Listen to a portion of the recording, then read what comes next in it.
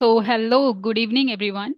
Today in this video, we're gonna cover about this very important topic that is introduction to ancient Indian history. तो अगर आप ये topic देखोगे तो ये टॉपिक बहुत ही इम्पोर्टेंट हो जाता है आपके मेजर स्टेट पीसीएस एग्जाम्स के लिए या फिर सीयूईटी के लिए. Also it is equally important for SSC and your UPSC. So without wasting further time, let's just deep dive into this topic. सो सबसे पहले अगर हम हिस्ट्री एज अ सब्जेक्ट की बात करें तो आप कई बार आप बुक्स में देखोगे आपको ये टर्म्स दिखते हैं जैसे कि CE that is your common era and BCE. Then we also have few other terms like centuries millennium. तो होता क्या है ये एग्जैक्टली पहले हम इसको समझते हैं. सो सबसे पहले अगर आप देखोगे बहुत इंपॉर्टेंट टर्म है common era that is your CE. तो हम अगर इस टर्म की बात करेंगे तो हम हमें यहाँ पे इसको बांटना पड़ेगा टू पैटर्न में. तो हम बात कर लेते हैं जैसे ये टाइमलाइन है. तो सबसे पहले हम बात कर लेते हैं वो टाइम जब क्राइस्ट का बर्थ होता है. तो क्राइस्ट का जो बर्थ है वो हो जाता है. Sorry for my bad handwriting, है ना, bear with me. So Christ के जन्म के पहले क्या हुआ एंड क्राइस्ट के जन्म के बाद क्या हुआ, तो ये मेजर जो इवेंट्स हैं ये हमें समझ में आते हैं. जो वाइडली वर्ल्ड में एक्सेप्टेड कैलेंडर है that is our Gregorian calendar. तो ग्रिगोरियन कैलेंडर के अकॉर्डिंग हम ये जो टाइमलाइन है ये टू पार्ट्स में डिवाइड करते हैं. एक तो वो टाइमलाइन जो जीसस क्राइस्ट के बर्थ के पहले की है और एक वो टाइमलाइन जो जीसस क्राइस्ट के बर्थ के बाद की है. तो अब हम बात करते हैं ये कॉमन एरा. तो कॉमन एरा आप देखोगे किसी किसी बुक में ये लिखा होगा सीई और किसी किसी बुक में ये लिखा होगा एडी, है ना. तो अगर आप देखोगे तो ये दोनों ही टर्म जो है वो सेम है, सी या फिर AD, that is anno Domini. मतलब कि ये चीज क्राइस्ट के जन्म के ड्यूरेशन में ही हो रही है, मतलब क्राइस्ट के ईयर में ही हो रही है ना, कॉमन एरा. देन अगर आप किसी किसी बुक में देखोगे तो वहां लिखा होगा BCE that is before common era, और किसी बुक में ये बीसी भी लिखा होगा. बीसी का मतलब वो नहीं है जो आप लोग समझ रहे हो बाय द वे, है ना, फोकस ऑन द स्टडी. तो बीसी का मतलब है बिफोर क्राइस्ट और बीसीई का मतलब है बिफोर कॉमन एरा. तो ये दोनों ही जो टर्म्स हैं वो सेम है, प्लीज इनमें कभी भी कंफ्यूज मत होना, है ना. तो अगर कहीं पे लिखा होगा AD that is your anno Domini, मतलब क्राइस्ट के जन्म के बाद कोई चीज हो रही है. और अगर कहीं पे लिखा है बीसीई या बीसी दैट इज वो चीज क्राइस्ट के जन्म के पहले हो रही है. तो फॉर एग्जाम्पल अगर हम समझते हैं किसी भी बुक में लिखा है अगर 10,000 बीसीई, मतलब कोई चीज आज से 12,000 साल पहले हो रही है, बट अभी तो आप बता रही थी कि क्राइस्ट के जन्म के 10,000 साल पहले हो रही है. तो आप देखो कभी भी आप देखोगे तो कोई भी यहाँ पे टर्म लिखा हो आप उसमें 2,000 +2 कर दो, है ना, +2. तो यहाँ पे 10,000 बीसी अगर कोई चीज हो रही है तो आप उसमें +2 करोगे विच मीन्स 12,000 साल पहले कोई चीज हुई होगी. अगर यहाँ पे होता 3,000 बीसीई तो हम करते +2 विच मीन्स कोई चीज 5,000 साल पहले हुई होगी. राइट, आई होप कि अब दोनों टर्म आपको क्लियर हो गए. चलो फिर से रिवाइज करते हैं. C is equal to common era, मतलब कोई भी चीज in the year of lord हो रही है ना, इसको हम एनाडोमिनी भी बोलते हैं, एडी भी बोलते हैं. तो CE is equal to AD. Then BCE इसका मतलब बिफोर कॉमन एरा, मतलब क्राइस्ट के जन्म के पहले कोई चीज हो रही है. BCE is equal to BC that is before Christ. Then century तो सभी को पता है 100 ईयर्स होते हैं, and millennium is equal to 1,000 years, है ना. तो ये बहुत ही क्रिस्टल क्लियर होगा, इससे ज्यादा आसान आसान भाषा में मैं नहीं समझा सकती. चलो अब जल्दी आगे बढ़ते हैं. देन अगर हम बात करते हैं, हमने टाइमलाइन समझ ली, अब हम डिस्कस करेंगे कि वाई स्टडी हिस्ट्री, हम हिस्ट्री पढ़ते ही क्यों हैं. तो बहुत सारे लोगों को तो बिल्कुल पसंद ही नहीं होती है ना, बकवास लगती है. बट देखो history as a subject it is not just a subject, but ये हमें एक बेटर ह्यूमन बीइंग बनने में और एक बेटर सोसाइटी बनने में भी बहुत ज़्यादा हेल्प करती है. तो कैसे करती है चलो समझते हैं. तो सबसे पहले हमें ये समझना होगा जो आज का जो प्रेजेंट डे पिक्चर है जो वर्ल्ड का, वो ऐसा हमेशा से पहले तो नहीं था ना. तो पहले ह्यूमन इवॉल्व होते हैं तो कैसे ह्यूमंस इवॉल्व होते हैं, कैसे फायर की डिस्कवरी होती है, देन कैसे एग्रीकल्चर स्टार्ट होता है, देन कैसे विलेजेस डेवलप होते हैं, कैसे over the time towns develop होते हैं, एंड देन कैसे जो प्रेजेंट डे इकोनॉमी की जो पिक्चर हमें दिखती है वो कैसे डेवलप होती है. तो सबसे पहले तो हमें यही समझ में आता है कि हाउ, मतलब it helps us to understand how societies evolve, कैसे सोसाइटीज जो हैं वो इवॉल्व हो रही हैं. It is really important for us to understand कि हमेशा से ऐसा नहीं था. अभी जो हम लोग मजे से एसी में बैठ के पढ़ते हैं ऐसा पहले नहीं होता था, राइट. एंड यहाँ पे बहुत इंपॉर्टेंट पॉइंट है, it also teaches us for from past mistakes. तो आप देखोगे एंशियंट टाइम में भी, इवन अभी भी इतने जो वॉर्स हैं, तो हमें लग रहा है अभी कि इंडिया पाकिस्तान पे अटैक नहीं कर रहा, but do you know what is the रिpercussion ऑफ वॉर? जब भी वॉर होता है या कोई कॉन्फ्लिक्ट होता है, उसका रिpercussion क्या होता है? यू नो, बहुत लॉन्ग टर्म में इकोनॉमी को लॉस होता है। तो अभी सब बोल रहे हैं मोदी जी कैसे नहीं हमला कर रहे, तो ऐसा नहीं होता है। We also have to learn from our past mistakes, so that is why we have to avoid wars, right? And we have to, I would say, work in the global scenario. हम बस एक भावुक होकर के कोई decision नहीं ले सकते, जैसे पास्ट में हुआ, बहुत सारे वॉर्स हुए और उससे मेजर लॉस इकोनॉमीज को ही होता है, right? Is all it also helps us to shape present policies, social harmony. तो अगर आप देखोगे कि जो इसका बेस्ट एग्जाम्पल हमें मिलता है अशोका के इंस्क्रिप्शन से। तो अशोका ने क्यों काइंडनेस एंड टॉलरेंस को प्रमोट किया? क्यों अशोका ने जो बाद में उनकी पॉलिसी थी धम्मा पॉलिसी, उसको क्यों प्रमोट किया? Because of the learning from his mistake of Kalinga war. तो जब कलिंगा वॉर के बाद उनका हृदय परिवर्तन होता है, तो वो बहुत ज्यादा फोकस करते हैं काइंडनेस टॉलरेंस पे, एंड टू प्रमोट इट्स धम्मा। मतलब उनका जो एक पॉलिसी थी धम्मा पॉलिसी, उसको भी वो प्रमोट करते हैं। तो ये भी हम आने वाले क्लासेस में समझेंगे, अभी हम यहीं पे स्टिक रहते हैं। देन नेक्स्ट बहुत इंपॉर्टेंट पॉइंट अगेन, कि क्लासिफिकेशन कैसे होता है? हमें कैसे पता चलेगा कि हिस्ट्री मतलब कैसे हमें समझ में आता है, क्या सोर्सेज हैं, हमें कैसे पता लगता है? तो देखो, ऐसा तो नहीं है ना आज के तरह पहले की यूट्यूब चैनल था, कोई बैठ के मेरी तरह अभी आपको बता रहा था कि कैसे कोई चीज हुई होगी, ऐसा नहीं था ना। तो फिर हमें कैसे समझ में आता है कि कोई चीज आज से 10,000 साल पहले या 5,000 साल पहले रही होगी? तो इसके कुछ सोर्सेज हैं, उन्हीं सोर्सेज को हम समझते हैं जल्दी। तो सबसे पहले आर्कियोलॉजिकल सोर्सेज हैं, then we have few literary sources, and then we have some foreign accounts. तो सबसे पहले हम समझेंगे आर्कियोलॉजिकल सोर्सेज को। तो इन सोर्सेज के अंदर आते हैं, बेस्ट एग्जांपल है इनका मॉन्यूमेंट्स। तो मॉन्यूमेंट्स जैसे प्रेजेंट डे अगर आप देखोगे तो सांची स्तूपा है, राइट? और जो टेम्पल्स हैं, नगारा स्टाइल, विसारा स्टाइल, जितने भी आप द्रविडियन टेम्पल्स देखोगे, तो उनके जो शेप हैं वो हमें बताता है कि पहले के टाइम में कैसे लोग जो हैं इन आर्किटेक्ट, जो उनका आर्किटेक्चर था उसको फॉलो करते थे। Then they also, it also tells about their distinctive style of their religion, कैसे वो वर्शिप करते थे, क्या पैटर्न होते थे। जैसे हमें मोहनजोदारो से एक ग्रेट बात मिलता है, वहाँ पे ऐसा इट इज अज्यूम कि वहाँ पे सेरेमोनियल बाथिंग होती होगी। तो ये हमें कुछ इंसाइट्स देते हैं कि कैसे वो लोग पूजा करते होंगे या कैसे उनके टेम्पल्स रहे होंगे। Then we have few inscriptions. तो इंक्रिप्शन का मतलब होता है कुछ चीज जो इंस्क्राइब की गई है, या तो स्टोन पे या फिर मेटल पे। तो इसका बेस्ट एग्जाम्पल है अशोका के जो पिलर एडिक्शन है, पिलर एडिक्ट्स हैं उनके। ऑल्सो उनके कुछ रॉक एडिक्ट्स भी हैं। तो उस पे उन्होंने अपने रूल्स, जो कि मैंने बताया कि कलिंग वॉर के बाद जब उनका हृदय परिवर्तन होता है, तो वो धम्मा की पॉलिसी को प्रमोट करते हैं। Dhamma is all about tolerance and kindness. तो उसको वो प्रमोट करते हैं, तो वो उन्होंने लिखवाया है, स्टोन्स पे लिखवाया है, स्टोन पिलर्स हैं उनके। वहां पे हमें पता चलता है कि अच्छा, अशोका का जो हृदय परिवर्तन है वो इस ईयर में हुआ था, ऐसे करके उन्होंने अपनी पॉलिसी को प्रमोट किया था। Then we also have few coins, जैसे कि हमें कॉइन से, सिक्कों से बहुत अच्छे से पता चलता है कि वहां पे बार्टर सिस्टम था या नहीं, कैसे उनका ट्रेड होता था, ट्रेड लिंक्स किसके साथ थे। फॉर एग्जाम्पल, इसका बहुत बेस्ट एग्जाम्पल हमें मिलता है सतवाहना एम्पायर से। तो प्रेजेंट डे जो कर्नाटका रीजन है, वहां पे पहले सतवानास रहा करते थे, तो उनका जो ट्रेड होता था वो रोमन से था। तो रोमन एम्पायर के जो कुछ सिक्के थे वो हमें सतवानास के एम्पायर से मिले हैं। तो इससे हमें ट्रेड लिंक्स के बारे में पता चलता है। Then it also tells us about the tools, potteries, मतलब कैसे वो लोग टूल्स को डेवलप करते थे। स्टोन टूल्स थे, कॉपर टूल्स थे, या फिर वो कैसे खाना खाते थे, कैसे उनके बर्तन होते थे। तो ये सब हमें पता लगाता है कि उनके day to day life pattern क्या रहे होंगे। इस ब्रांच ऑफ सोर्सेस को हम बोलते हैं आर्कियोलॉजी। क्या बोलते हैं हम? Archaeology. Then we also get to know about their day to day life patterns through their literary sources। तो अब देखो, लिटरेरी सोर्सेज तो बहुत आसान हैं, आपको पता होगा बहुत सारे हमारे रिलीजियस टेक्स्ट हैं like Vedas, Upanishads, then we have Puranas. फिर बुद्ध, जो बुद्धिज्म है उसके त्रिपिटाकास हैं, Sutta Pitaka, Vinaya Pitaka.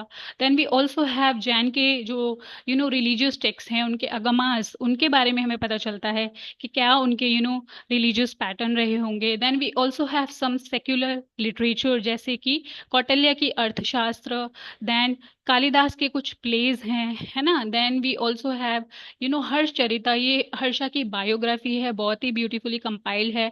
It is compiled by Banabhatta. तो हमें पता चलता है कि उस टाइम पे इकोनॉमी कैसे रही होगी। अर्थशास्त्र अगेन, जो प्रेजेंट डे इकोनॉमिस्ट हैं वो यहाँ से रेफरेंस लेते हैं, बहुत सारे रिसर्च होते हैं इस पे। It is a very good work about economy. Then we also get to know about Harsha के टाइम पे उनकी एम्पायर कैसी थी, कितनी वास्ट थी, वहाँ पे कौन लोग आते थे, इसके बारे में हमें पता चलता है। Then we have other few, sorry sorry for this,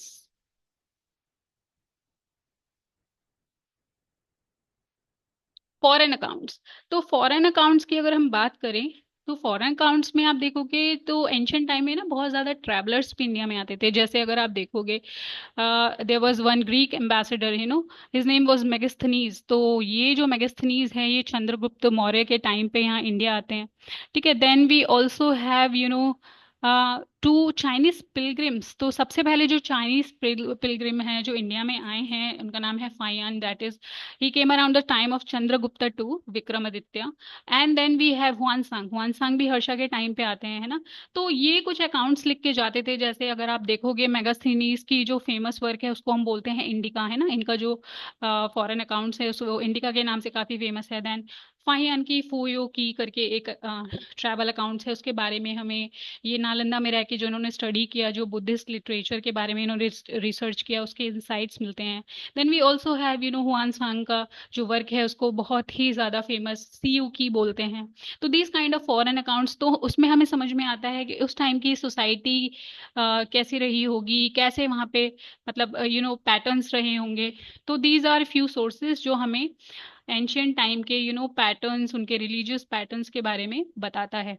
now will quickly see this this part के, ये तो थे फॉरेन अकाउंट्स में या फिर सोर्सेज जहाँ से हमें हिस्ट्री के बारे में पता चलता है। अब हम बात करते हैं कि हिस्ट्री को हम डिवाइड कैसे करते हैं। अब इतना बड़ा हिस्ट्री है, इसको हम पढ़ेंगे कैसे। तो सबसे पहले अगर हम बात करेंगे तो हिस्ट्री की जो सबसे पहली ब्रांच है, जिसको हम बोलते हैं प्री हिस्ट्री। अब देखो यहाँ पे लिखा है बिफोर 3000 BC, विच मीन्स ये इवेंट कब हुआ होगा, लगभग आज से 5000 साल पहले।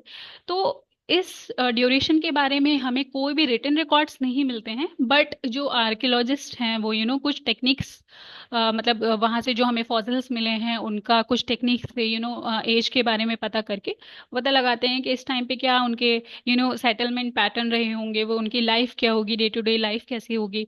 Then we have proto history. Proto history is a branch, मतलब ये वो पीरियड है जब हमें रिटन रिकॉर्ड्स तो मिलते हैं बट इनको अभी तक डिसाइफर नहीं किया जा सका है। विच मीन्स अभी हम इनको कोड नहीं कर पाए हैं कि क्या लिखा हुआ है। इसका बेस्ट एग्जाम्पल है इंडस वैली की जो स्क्रिप्ट है। तो इंडस वैली की जो स्क्रिप्ट है उसको आज तक डिसाइफर ही नहीं किया जा सका। ऑल्सो इस प्रोटो हिस्ट्री में बहुत इंपॉर्टेंट है, ये आप नोट भी कर सकते हो कि जो वैदिक एज है उसको भी हम प्रोटो हिस्ट्री में ही काउंट करते हैं। बट आप अभी तो आप कह रही थी कि वेदास, पुराणास ये सब लिखे गए थे। हाँ, ये लिखे गए थे बट ये बाद में लिखे गए थे। इनिशियली जब वेदास आए थे तो वो ओरल फॉर्म में थे, विच मीन्स वो राइटिंग फॉर्म में नहीं थे, है ना। तो ओरली ट्रांसमिटेड टेक्स्ट थे वो। तो सॉरी, टेक्स्ट नहीं थे, ओरली ट्रांसमिटेड थे। तो इट मीन्स इसको हम प्रोटो हिस्ट्री में ही रखेंगे। अब हिस्टोरिकल एज या हिस्ट्री जो एज है प्रॉपर, इसको हम कब से काउंट करते हैं, अराउंड 600 BC, अराउंड 2600 साल पहले, जब से हमें प्रॉपर रिटन रिकॉर्ड्स अभी तक मिलते हैं। जैसे कि हर्षा के बारे में अभी मैंने आपको बताया, वहाँ पे हमें ट्रैवल अकाउंट्स मिलते हैं वन सांग के, also Banabhatta, then plays by Kalidasa, then we have certain epics and all. तो ये सारे जो एज है वो हम हिस्ट्री के फॉर्म में पढ़ते हैं। अब हम आ जाते हैं इंडिया, दैट इज भारत। तो ये डिबेट लास्ट ईयर बहुत फेमस हुआ था कि इंडिया का जो नाम है वो कैसे पड़ा, इंडिया या भारत या दोनों। तो ये अभी आपको क्रिस्टल क्लियर हो जाएगा। तो सबसे पहले हम बात कर लेते हैं एंशंट नेम्स की। तो सबसे पहला जो नाम है यहाँ पे भारतवर्ष है, ये कैसे पड़ता है? देखो, भारता एक ट्राइब हुआ करती थी ऋग्वैदिक टाइम में। और ये जो प्रेजेंट डे इंडियन सब कॉन्टिनेंट है, जिसमें हमारे 6 मेजर कंट्रीज हैं, that is India, Pakistan, Afghanistan, Bhutan, Nepal and Bangladesh. तो इस पूरे रीजन को कहा जाता था भारतवर्षा। भारतवर्षा मतलब भारत ट्राइब का जो रीजन है उसको बोलते थे भारतवर्षा। तो इसका रेफरेंस हमें कहाँ मिलता है? ऋग्वेदा में मिलता है। देन जो सेकंड टर्म है हिंदुस्तान, तो इट इज हिंदुस्तान का मतलब है, आप इसको बाइफरगेट कर दो, हिंदू और स्थान में, स्थान इज अ सफिक्स।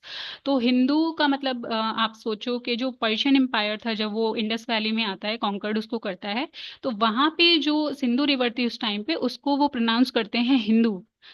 और ये हिंदू रिलीजन के बारे में नहीं बोलते हैं। ये जोग्राफिकल टर्म है अभी इस टाइम पे। एंड बाद में इसमें सफिक्स ऐड होता है, जो कि ओवर द टाइम डेवलप होता है एज हिंदुस्तान। देन फिर जो ग्रीक लोग होते हैं वो they get to know about this Hindu Hindu term. And उनकी जो लैंग्वेज है वहाँ पे एच जो टर्म जो लेटर है वो एग्जिस्ट ही नहीं करता है। And over the time they call it Indos, Indos, है ना, because of this Indus river. And over the time it got develop into India. तो India as a name is derive from Sindhu river again. Bharata का reference हमें ऋग्वेदा में मिलता है, that is the Rigvedic tribe. And constitution में दोनों ही मेंशन है बहुत ही क्लियरली। आर्टिकल 1 के अंदर इंडिया, दैट इज भारत, या और हिंदी जो हमारा वर्जन है संविधान का, उसमें भारत अर्थात इंडिया, मतलब दोनों ही मेंशन है। तो अगर आपसे कोई पूछेगा कि क्या नाम बेटर है, भारत या इंडिया, तो आप बोल देना क्लियरली दोनों ही नाम हैं, और कॉन्स्टिट्यूशन में दोनों ही मेंशन है। देन अब हम बात करते हैं कि ज्योग्राफिकल इन्फ्लुएंसेस, कि इंडिया जो कंट्री है, अभी आप देखोगे नॉर्थ में हमारे हिमालय है। देन हमारा जो लैंड मास है, इंडियन लैंड मास है, वो तीनों साइड से सी से घिरा हुआ है। सो अगर आप जोग्राफिकली देखोगे तो India is a very rich country, है ना। We have all the major seasons in our country. तो ये मतलब क्या सिग्निफिकेंस है इसका, क्या इंपॉर्टेंस है? तो अगर आप देखोगे जो हमारे रिवर सिस्टम है वो बहुत ही रिच है। आप देखोगे Indus, then Brahmaputra, Ganga, Yamuna, we have major rivers, perennial, है ना। तो यहाँ पे अगर आप देखोगे तो ये हमें हेल्प करते हैं फार्मिंग पैटर्न्स डेवलप करने में। वी हैव फर्टाइल प्लेन्स जो कि बहुत ज़्यादा हेल्प करते हैं अर्बन ग्रोथ के लिए। देन वी हैव बहुत सारे हमारे रिवर बेस्ड सिटीज़ हैं, जैसे Varanasi, Pataliputra that is present day Patna, then Hastinapur that is present day Meerut region. ये सारे रिवर सेटलमेंट के किनारे बसे हुए हैं। फिर अगर आप ज्योग्राफिकल इन्फ्लुएंसेस देखोगे, जो हमारा सेटलमेंट है वो मूव होता है वेस्ट से लेके ईस्ट तक, दैट इज से लेके ईस्ट गंगा तक। तो इसका क्या मतलब है? इसका मतलब ये है कि जो सेटलमेंट है वो वेस्ट में पहले हुआ और ईस्ट में बाद में हुआ।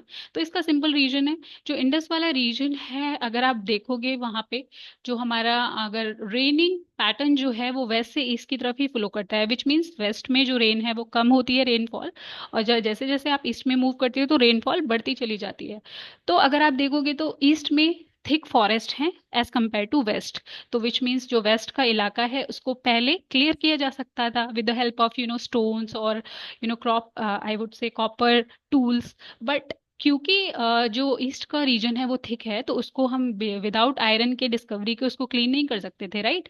तो आयरन की डिस्कवरी ही बाद में होती है, तो इसीलिए जो ईस्ट वाला जो पार्ट का रीजन है, that is are majorly Ganga, Yamuna, Doab, और ये जो बिहार वाला रीजन है और नॉर्थ ईस्टर्न रीजन है, ये बाद में सेटल डाउन होते हैं। तो अगर आपसे पूछा जाता है कि इंडिया का सेटलमेंट पैटर्न कैसा है, तो you have to answer simply west to east. Then अगर हम बात करेंगे रिसोर्सेज, तो इंडिया में बहुत इंपॉर्टेंट रिसोर्सेज हैं। तो अगर आप सदर्न बिहार वाला रीजन देखोगे, देन वी हैव झारखंड वाला region, they are iron rich, right. तो आयरन ने हेल्प किया हमको, powerful empires like Magadha develop होता है इसी रीजन के अराउंड। तो बहुत ज़्यादा अगर आप ज्योग्राफिकली देखोगे तो India is a very rich country, right. Then we need to understand our national boundaries and monsoons. तो मॉनसून की जो डिस्कवरी है वो होती है अराउंड 1st सेंचुरी सीई। और अगर आप हमारे बाउंड्रीज को देखोगे तो इन नदर्न इंडिया में आप इंडिया जो है हिमालय से बॉर्डर शेयर करता है, तो जो कि हमारे लिए एज अ डिफेंस भी काम करता है, राइट। तो बहुत ज़्यादा कंट्रीज इजीली हम पे अटैक नहीं कर सकते, it act as a defence. And then it also provide access through the passes. We have major passes in the Himalayan region like Baralachala pass, then we have Shipkila pass. These are the few famous passes जो कि हमें countries के साथ trade करने में भी help करते हैं। तो अगर आप हमारे बाउंड्रीज देखोगे, अगर आप कोस्ट लाइन भी देखोगे, तो our coast line is very much helpful to develop various ports. तो इसीलिए हम बहुत ज़्यादा जो साउथ ईस्ट एशिया वाला रीजन है वहाँ से ट्रेड करते हैं। और एंशियंट टाइम में भी आप देखोगे जो सदर्न एम्पायर्स हैं like Cholas, Cheras, they use to trade with a lot of south Asian region. Then monsoon की जो डिस्कवरी है वो हमें हेल्प करती थी एंशियंट टाइम में कि मानसून आता कैसे इंडिया में साउथ वेस्ट से। तो साउथ वेस्ट जब मानसून आएगा तो हम रिट्रीटिंग, जब मानसून आएगा तो हमें कैसे ट्रेड करना है, जब मानसून जाएगा तो हमें कैसे ट्रेड करना है। तो इससे जो ट्रेड रूट्स थे रोमन और साउथ ईस्ट एशियन के साथ, वो भी बहुत अच्छे से डेवलप हो जाते हैं। Next we'll understand about the culture. Now what do we mean by this term culture? So culture is nothing. Culture is a distinctive style and a group of objects which are having distinctive style over a specified region and a time. तो अगर आप देखोगे इसका मतलब ये है कि अगर हाँ आप नॉर्थ ईस्टर्न वाला रीजन देखो, they have their distinctive culture. Then if you will look at some people जिनका क्लोथिंग पैटर्न डिफरेंट है, they have their different set of culture, right. Then the manners, then the celebration, these are all the part of the cultures which we share, है ना। तो India is a, I would से, country of a lot of cultures. तो आप देखोगे कि हम culture को आइडेंटिफाई कैसे करेंगे, तो culture can be named by materials like pottery and like region और की साइट्स। तो सबसे पहले अगर इसका बेस्ट एग्जांपल आप देखोगे तो मटेरियल के फॉर्म में आयरन एज होती है। देन अगर आप पॉटरी के फॉर्म में देखोगे तो we have many potteries like northern painted grey ware, then red and black pottery. Then we have this Indus culture based on the region, right? Then we have Brahmaputra Valley, so Harappan culture. These are all sites and names by the culture. Then we'll go to the next part. Now we have to understand the chronology of division of culture. तो कैसे culture develop होते हैं? तो मैंने आपको बताया था कि वेस्टर्न जो सेटलमेंट्स हैं वो पहले हो गए बिकॉज उनको क्लीन किया जा सकता था स्टोन के हेल्प से। तो विच मीन सबसे पहले क्या डेवलप हुआ होगा? Stone age. Then we found the discovery of copper, तो फिर उसको हम कॉपर एज के नाम से जानते हैं, chalcolithic culture. After copper we move to this bronze culture. Then सबसे लास्ट में हमें आयरन की डिस्कवरी होती है और इसीलिए हमारे जो ईस्टर्न सेटलमेंट्स हैं वो सबसे लास्ट में डेवलप होते हैं। तो आई होप कि ये क्रोनोलॉजी भी आपको याद रहेगी। Then based on the pottery we have black and red ware pottery. इसका मतलब ये है कि इसका ये ऐसे करके कुछ पॉटरी है, ठीक है। देन इसका जो टॉप है ये आपका ब्लैक है, एंड ये जो मिडिल वाला रीजन है दैट इज रेड, है ना। तो इसको बोल देते हैं हम black and red ware pottery. Then painted grey ware pottery, इसका मतलब ये है कि ये जो पॉटरी है ये पूरी पॉटरी ग्रे कलर की है, बट इस पे जो पैटर्न है वो ब्लैक कलर के ज्योमेट्रिकल पैटर्न से डिजाइन बने हुए हैं, इसीलिए इसका नाम है painted grey ware. Then we have northern black polish pottery. अब इसका मतलब यह है कि it is more of, I would say, glossy finish होती थी इस पॉटरी की।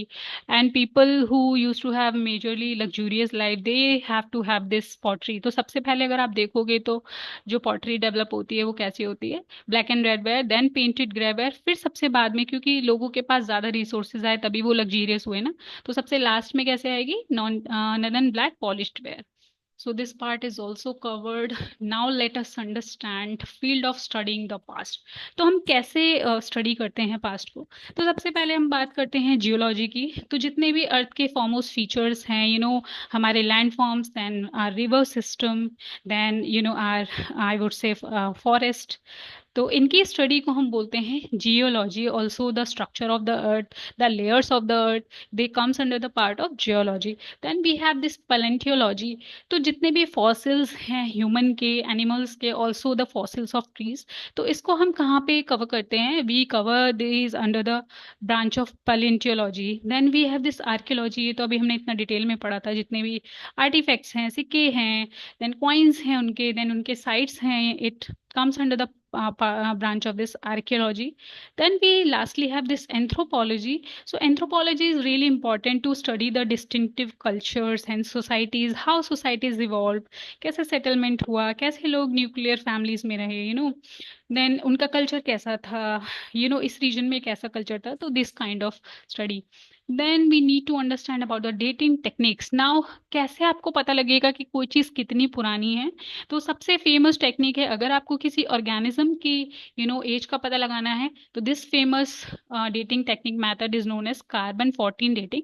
तो it is simple, very simple. इसमें हम पता लगाते हैं कि किसी भी ऑर्गेनिज्म में जो C14 है, दैट इज आर कार्बन 14 की मात्रा कितना डिके हो चुकी है, और उसी के सेंस में उसकी जो एज है वो हम डिटेक्ट कर दे रहे हैं. Because after our death we stop consuming this C14, तो start decaying, it start decaying, right? Then the second, I would say, technique to find the age of a tree is dendrochronology. So dendrochronology का मतलब है कि number of tree rings को हम count करते हैं, and then we get to know about the exact age of that particular tree. So it is a well known fact कि जब ट्री एक साइकिल कंप्लीट करता है, दैट इज एक साल अपने ग्रोथ का कंप्लीट करता है, तो it develop certain rings inside it, right? तो नंबर ऑफ रिंग्स को आप जब काउंट करोगे तो you'll get to know the exact age of that tree. So this much all in this video. I hope that you find this video informative, and I'll see you in the next one. Thank you so much for your time, and stay connected.